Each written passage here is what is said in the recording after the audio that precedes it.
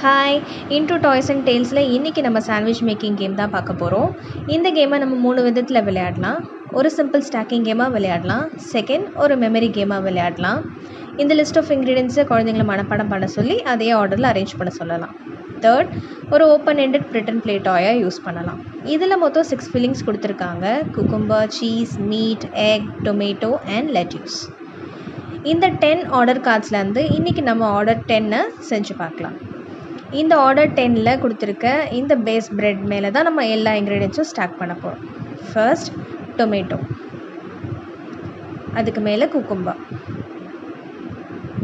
தென் lettuce, meet பேட்டி, slice of cheese, அப்புறம் egg, இதுக்கு மேலே ஃபைனலாக அந்த ஸ்லைஸ் ஆஃப் பிரெட். இந்த கேம் எவ்வளோ இன்ட்ரெஸ்டிங்காக வெர்சடைலாக இருந்துச்சுல்ல.